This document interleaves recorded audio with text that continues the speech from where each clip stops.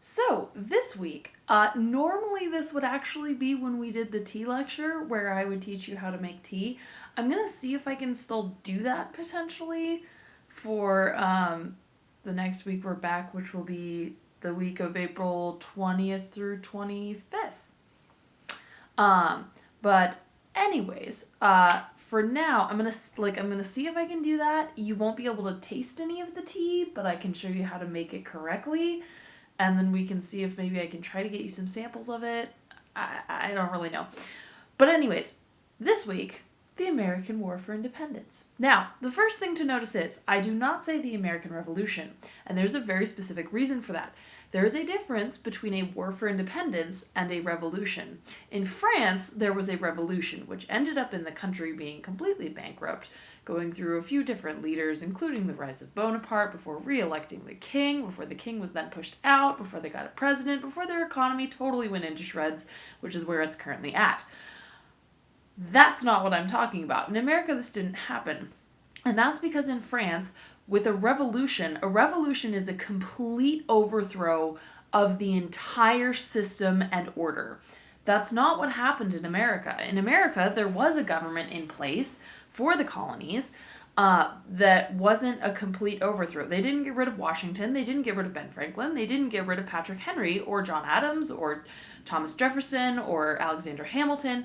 These people were already established in a government in the United States. The thing was, there was a government over that government that was imposing things upon it that they couldn't really resist. So the only thing that the American War for Independence did was throw off England. It did not throw off all authority that was placed in the country. Not at all. It did not completely overthrow the social order or anything else or completely uproot all of the standards that had been set in place. So that is why I very specifically never call it the American Revolution, because it wasn't a revolution. It was a war for independence from England. So, with that being established, let's talk about the American War for Independence. So first things first, I gave you kind of a lot of dates in your notes, and I also didn't give you any stars. There's a reason for that. We're going to go through those today. So first off, I gave you the sugar tax. And it would be helpful to take out your notes right about now, because I'm going to have you fill in a few things in your notes that I didn't put in for you, so that you can take notes just a little bit, and you can pause me so it's easier. Okay, anyways, notes out? Fantastic. 1764, the sugar tax. Okay, so I'm going to explain what this was really quickly. Basically, England was in some debt because there was a little thing called the French and Indian War. And England had paid for all of this stuff, and the colonists hadn't really had to pay for a lot, and England was saying, okay, you guys need to pay for the protection that we've put in place for you. And the colonists said, but a lot of the people who were fighting was us, so why do we have to pay for this? And England said, shush, shush, quiet you, you're paying for it. So what they did was they raised a tax on sugar or sweet products like molasses that came from anywhere besides England. What this was designed to do was to give England the monopoly on sales for the American colonies. And if you're wondering how on earth that would actually give them more money, I will explain. That sounds like a street sweeper going outside. Okay, anyways, so let's say, hold on, let me scooch back. Let's say, hypothetically, England has grown sugar down in, I don't know, they grew some sugar on an island down somewhere. And the cost of them growing this sugar, let's say, was 1 pound. That's the sign for a pound. Let's say it cost them 1 pound to grow this sugar. Now, what you would do to make a profit is you would then sell that 1 pound of sugar for 2 pounds. So you make people pay you 2 pounds for the sugar, which means you have just made 1 pound of profit. Profit is the money that you get basically for free from the item. That's just what you're gaining. So, if England is doing this, they're getting money. However, what happens if the American colonies find someone who says, our sugar only costs 50 pence. It's 50 pennies. to make, and so we will sell it to you for £1. And the Americans say, oh, this is a better deal than that. We're going to go with this. And England says, wait. That means then that we can't sell ours, which means we don't get our £1 of profit. We get 0 profit because they're buying from someone else. So what England did was, okay, if they're going to sell it to you for £1, well, guess what? There's also going to be a £2 tax on every £1 of sugar from somewhere else. So you wouldn't just be paying £1 for that sugar from somewhere else, you'd be paying £3 for that sugar from somewhere else. And suddenly, this is a better deal. So that's what England did with the sugar tax. The sugar tax was raising the tax on sugar from other places so that people would buy from England instead of from other places like Spain or France. They would buy all their sugar from England because it was cheaper since there wasn't a tax on it. So basically England was being super sneaky awful with this. So that's what the sugar tax was. Okay, then 1765, a different tax hits. And this one causes a lot more of an uproar. This was the stamp tax. And if you want to know why it caused an uproar, it was pretty sneaky, devious, awful what England did with this. England still was in debt and wanted to pay off the French and Indian War. So they said, aha, I know what we'll do. For anything that you're printing in the colonies, it has to be printed on paper that comes from England, and the paper has to have a stamp or an embossed sign on it that says it was from England.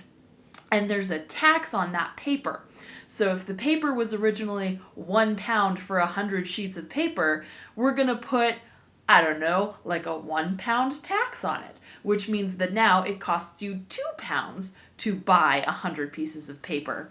And if you aren't using that paper, then where are you going to get it from? Because we're not going to let anyone else sell it to you. So England did this, which, because it was expensive, it put some printing businesses out of business because they couldn't afford to pay for this tax on stuff. This also meant that England could up the prices for some people and not for others. So if there was a hypothetical newspaper that was maybe printing things about how England wasn't the greatest and how American colonies should be their own separate thing and not be connected to England anymore, England could hypothetically raise the tax on the paper for that one company to like £10 for 100 pieces of paper. And they would go, what? But that newspaper over there that keeps printing about how great England is, they only pay £1 tax, which means they're paying £2 for this. We have to pay £10 for our paper? Yes, you do. And that's how they started trying to put people out of business with this. So people were very annoyed about this, understandably. And this is when the concept of taxation without representation was introduced. What that meant was, if a tax is going to be passed, normally you get to vote in Congress or in Parliament in England on whether this should pass or not.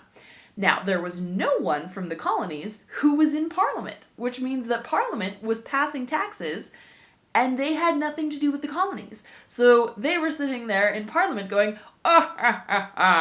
they can't even complain because no one from there is here. We can pass whatever taxes we want.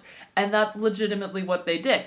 And so Ben Franklin and a few other people raised a stink about this and said, look, you're taxing us, but no one from the colonies is a part of the decision-making process of the taxes that are being passed, which means it's not fair. We don't have any representation in Parliament to maybe oppose or say, hey, you can't go this far with a tax, like taxing all paper, so can we back this up a little bit and not do it?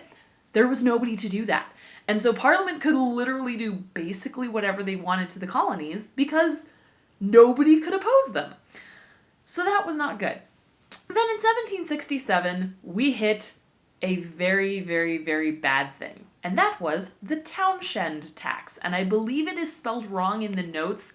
I double checked it. There are two N's. It is town, like a town, and then shend, S-H-E-N-D. I think it was wrong in the notes. My computer did a weird typo thing.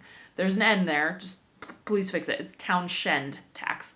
So, with the Townshend tax, this was named after a chap who proposed it, called Townshend. That was his last name. And what this was just unbelievably dirty. It was just bad. What he did was, he had been informed by Benjamin Franklin that because of how high the taxes were getting on things from England and the fact that people couldn't send stuff to America if they weren't from an English product, he told them, hey, we as the colonies have decided, because you guys are charging ridiculous taxes on things, we're going to start making a lot of stuff ourselves so that you don't have to import to us anymore. We can just make it ourselves and you don't need to send it to us. And so what Mr. Townshend did was he said, aha, now these Americans have said they can make things themselves, but I know a few things that are very difficult for them to make in America, such as china, glass, china meaning like plates, not the country, china, like plates, glass, paper, lead, like for bullets, paint, and tea. It is almost impossible for them to have these things. So tell you what, because they're trying to get around our taxes by making things themselves, how about for these few things that they can't really make themselves, we up the tax a lot? Like a ridiculous amount. And everyone in Parliament said, I mean, can we really get away with that? And he said, yes, we can. And they said, well, will there be any repercussions from the colonists about this? Will they be angry that we're making them pay us a ridiculous amount of money for things that they can't make themselves? And Townshend said, it'll be fine. And then he died very shortly after, which means he never was actually proven wrong, because this totally blew up in Parliament's face. However, because Mr. Townshend died, it never blew up in his face, which is kind of a little awful that the person who came up with this whole idea didn't have to suffer any repercussions from it. He didn't have to worry about it, but everyone else did. So anyways, they pass a tax on the things that America would have a hard time making that is ridiculously high. So basically, they tax goods that are imported to the colonies a lot, like a lot. Now, this causes people to be upset, understandably. So, in 1770, on February 22nd, the Boston Massacre happens. What this was there was a mob of people who were colonists who were complaining about what was happening. And there were kind of two groups of people in the colonies at this time. There were the loyalists, which were the people who were loyal to England and thought the colonies should stay under England, and they weren't going to complain about anything. And then there were the people who wanted the colonies to be separate, sometimes called the separatists. And so a group of colonists mobbed a loyalist store, and the store owner, to get them to back away, took out his pistol and he fired a shot through the window, which happened to hit an 11-year-old child, which caused massive problems. So everyone gets into this whole massive thing. The colonists are throwing rocks. The British soldiers come in to try and break up the fight. The soldiers decide to do something that's maybe not the best idea. They fire their guns into the crowd, which is not a good idea. 5 people end up dead, and the colonists are mad. Now, to be fair, the colonists kind of started it, but they should not have fired guns. That was a bad idea. The colonists did not have any weapons on them, so if you use weapons on people who do not have weapons, even if the people who don't have weapons started it, people will sympathize with them, because they had no way to defend themselves, and the other people did, and they didn't need to shoot their guns, but they did anyways, and that can cause problems. So, this all happens. Then, finally, the straw that broke the camel's back, 1773, the tea tax. Now, all of these other taxes have been focused on getting Britain out of debt from the French-Indian Wars. Yes, Britain was involved, by the way. I know it's called the French-Indian Wars, so you'd think they weren't, but they were. Basically, it was, trying to keep the Indians and the French from invading America from Canada, was essentially it. So French and Indian are the people who were fighting against Britain. It was those sides. Okay, anyways, back in. The tea tax. What had happened was the East India Trading Company, if you remember our lecture on them, was starting to go out of business. It was massively in debt. It wasn't doing so hot. And Britain, because it was their company, the British East India Trading Company, they said, okay, tell you what, we'll bail you out. And the East India Trading Company said, oh, thank you. We really need money. This is bad. And Britain said, okay, how do we bail out this company? I know, you only sell to the colonies. And the East India Trading Company said, yeah, but we don't get that much money because we sell it to the merchants, and then the merchants sell it to the people, so the main person who gets a profit are the merchants, not the company. What do we do? And England said, I got it. You guys can sell directly to the colonies. You don't have to go through a colonist merchant to sell it. And East India Trading Company went, oh, that's perfect. And the colonists went, you said what? Because let's suppose for a minute that you are a colonist merchant and you have a store where you hypothetically sell tea. And normally, the East India Trading Company would sell tea to you for, like, let's say £1. And then you would sell it to everyone else for £2. You would get a £1 profit, yeah? However, if the East India Trading Company no longer gives it to you to then sell to people, the East India Trading Company just sells it to people, you suddenly have no money. And you go out of business. And there were a lot of people who were shopkeepers at this time, who understandably were a little frustrated by this. So what this caused was up and down the coast of America, people wouldn't let the ships come into the harbor. They would see the East India trading ship come into the harbor, and they would all fill up the harbor, the people would, and tell the ship to go away. You can't land and you cannot drop off the stuff. And so the ships kept getting turned away, which made England a little mad. And the colonists got even angrier because the ships kept coming. Until finally, in Boston, in 1773, we have the Boston Tea Party, which is where some people dressed up as Indians snuck aboard 3 of the ships from the East India Trading Company that had pulled into the harbor, and they dumped tea overboard. Now, a couple things with this that are really quite fascinating. First off, it was $1.7 million worth of tea. The equivalent of how many cups of tea this is was 18 million. They dumped 18 million cups of tea worth over the side of these ships into the harbor.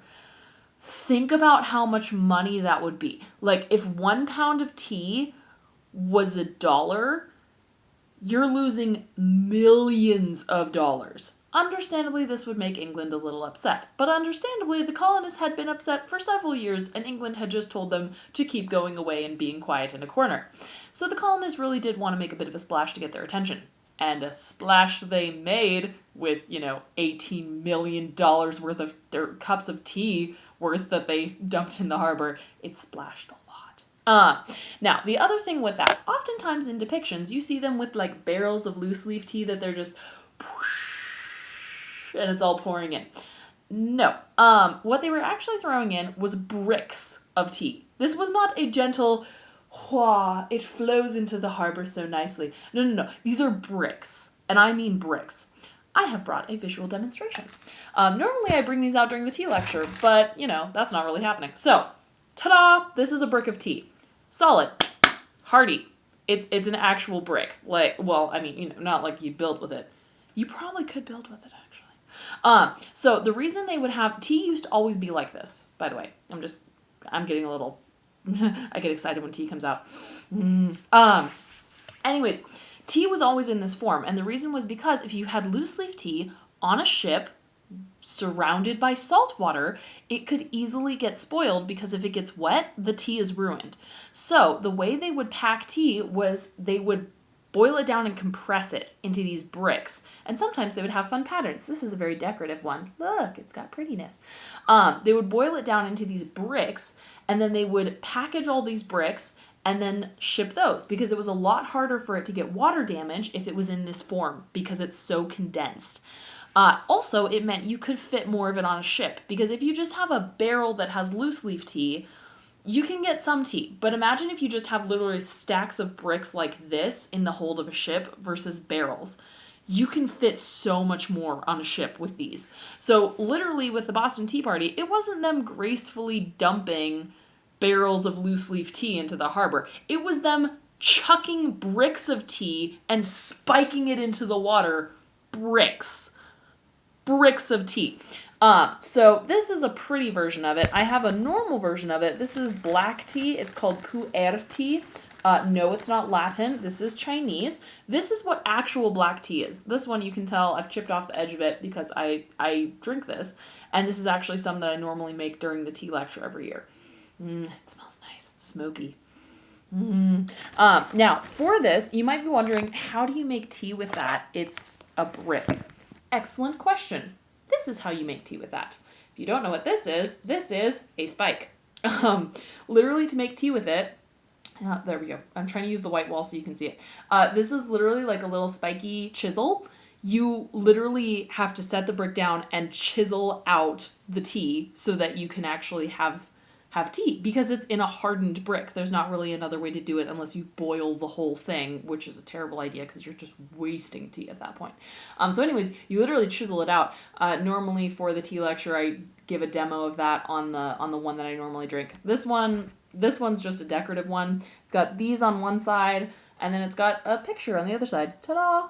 And that's actual tea. It's just like pressed into that. So this is a decorative one. It's not really for drinking. The other one is my actual drinking black tea that's quite good.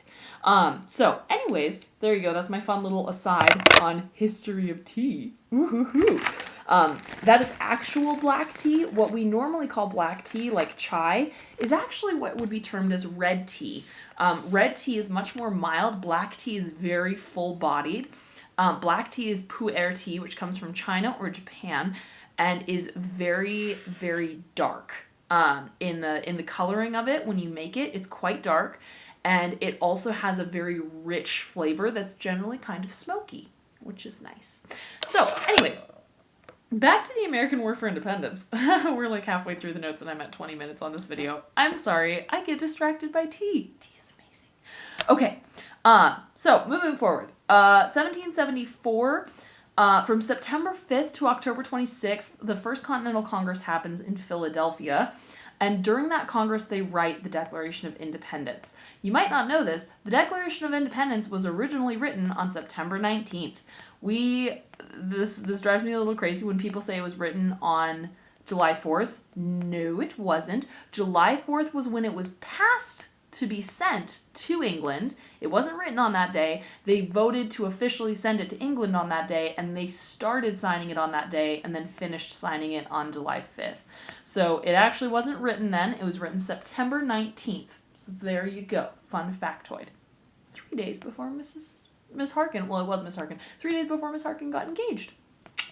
Fun factoid. 2 days. 2 days. Don't tell Mr. Strachan. Okay. They write the Declaration of Independence at this point. In 1775, they famously have the Give Me Liberty or Give Me Death speech by Patrick Henry. It is fantastic. I highly recommend you look it up. I love that speech so much. It is fantastic. It is actually not called that. It's called the Address to... Oh my goodness.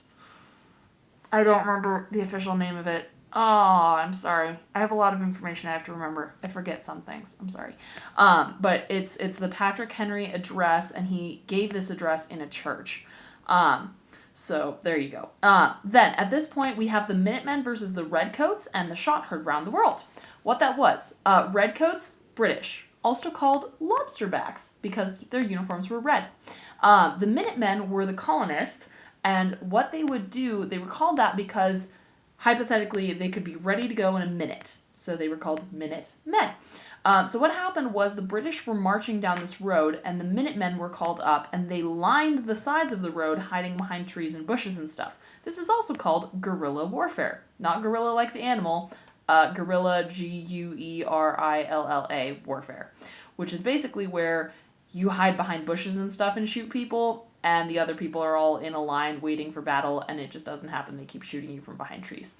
Which technically is maybe not the most correct way to do warfare, most honorable, but it is effective. So, you know. So the shot heard round the world was when they fired on the Redcoats. No one actually knows who fired that shot, or if it was the Redcoats or the Minutemen. but it was the official start of the American War for Independence, so it was called the Shot Heard Round the World. Then we have the Battle of Bunker Hill. Coincidentally, it was actually held on Breeds Hill, Breeds. It was not on Bunker Hill. Bunker Hill was next to it, and was actually where the battle was viewed from by some people, including Abigail Adams and her son. They watched the battle. But the battle itself actually took place on Breeds Hill. So there you go. Fun little fluke in history. The Americans lost this battle, but they did inflict significant damage on the British. And at this point, the British had kind of been thinking of the Americans as, ha ha ha, you can't really fight. You all are fairly useless. We're totally going to crush you. You must be joking that you're rebelling against us. The Battle of Bunker Hill, or rather Breeds Hill, proved that, no, the Americans could do significant damage on you, especially if you treat it like they can't do anything, because you might beat them, but they will take out a lot of your people while they do it. So, there we go. On July 4th, 1776, Congress approves the Declaration and sign it 4th and the 5th, and then send it off to England, where it is received about a month later in August. September 15th, the British occupy New York City. And after this happens, on Christmas Day, Washington crosses the Delaware River and takes over Trenton, New Jersey. And what this was there were some people, Hessians, in fact, who were currently occupying Trenton, New Jersey. And so they crossed the river, and as people do, the Hessians had been partying quite a bit on Christmas Day, so they were not really prepared for people to attack them. So Washington crosses the river and attacks them. There's a very famous painting about this. You've probably seen it. It's the one where Washington has the cloak wrapped around him and is... and someone's holding the flag in the back of the boat, and people are rowing and everything. It's that one. Okay, anyways, moving on. Sorry, I'm trying to speed up a little because I'm taking a long time on this video. I'm sorry. To be fair, normally I would take an hour on this, so I feel like 30 minutes I'm doing pretty good. Okay, in 1778, France allies with the colonists. This was a significant turning point. Obviously, because France had a lot of money, and if they go, meh, we'll get into a war, they're kind of going to crush you. Now, with this, there are two reasons France joined in this war. One, they had just had the war of the French-Indian War, which didn't really go very well for either side. So France was pretty annoyed at England. Also, if you remember the 30 Years' War in Europe, it declared that people couldn't fight with other people and that boundary lines were solid. Well, it didn't declare people couldn't fight. They couldn't fight for religious reasons. And it said that boundary lines were solid, which meant that you couldn't just come in and take over part of England if you happened to beat it. That's not how it would work. It would still belong to England. So, France, therefore, couldn't really fight with Britain, but they still really hated Britain. And so, what better way to make England look ridiculously foolish than to side with their colonists and help the colonists overthrow you? Now, France, of course, can't gain any land from this, but they can make some people they hate look really silly. And that's precisely what they did. So, Rochambeau and the French come in and help the colonists, and from this point on, things just start to go horribly for England. Understandably. So, in 1781, just 3 years after France joins, the war is over. And on October 19th, Cornwall, the British general, surrenders to Washington at Yorktown. And that's it. 1783, on September 3rd, the United States and Great Britain signed the Treaty of Paris. You might be wondering, why would it be called the Treaty of Paris if this was United States versus Great Britain? France was involved. Remember that. Okay. And that's what I've got for you. In terms of stars, I didn't give you any on the notes. And the reason is because this quiz is going to be the 3-point put them in order questions. You might remember we had some of these earlier. I'm going to review it really quickly for you. I'm sorry, I know this video is getting long. I'm going to do my best to make this fast. Basically what it will be is something where I say stamp tax,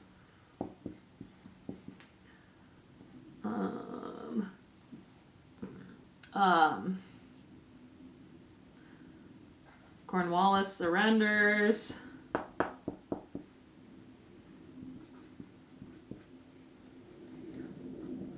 and Washington crosses Delaware River. Okay.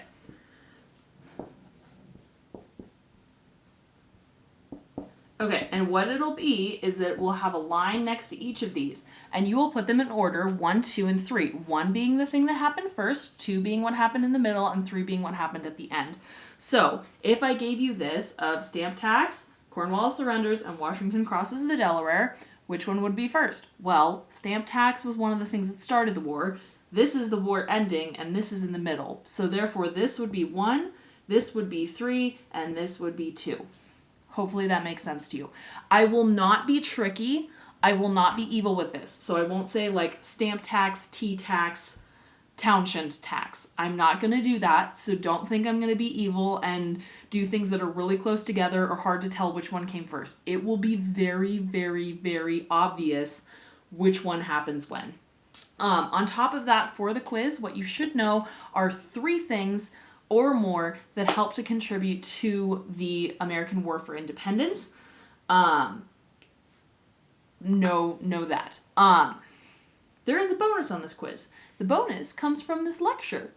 So there you go. It comes from the lecture, not from the notes. It's from the lecture. So if you were paying attention while I was talking, you're good to go. If you were not, you will get no bonus. And it has to do with the Boston Tea Party, based on what I said here. Hopefully this makes sense to you. It should be pretty easy. I'm not going to make this difficult. It will be very straightforward. It will be really, really, really obvious. It will not be stuff that's close together. It'll be things like tea tax, France enters war, England loses war. What happened when? Well, tea tax was obviously first. France couldn't enter the war if it was already over, so that would be second. And then the war being over would obviously be third. So it's not going to be things that are close together or difficult to tell which one happened first. So labeling just 1, 2, 3. The instructions for that will also be on the quiz of how to fill those out. But literally that's going to be the whole quiz. It's 5 questions on the quiz. And it should be pretty straightforward. All right. I hope you all enjoyed. It's a fun topic. We don't do a whole lot in this. There's so much to cover that if I could make this half a year's worth of lectures just on the American War for Independence. But because we're doing an overview of Age of Exploration and how countries get founded and established, we have to move kind of quickly through some of these things. So for this one, we're moving pretty fast through, but this is helping with the Age of Exploration. Okay. I will leave you there. I hope you all have a wonderful day, and I miss you very much.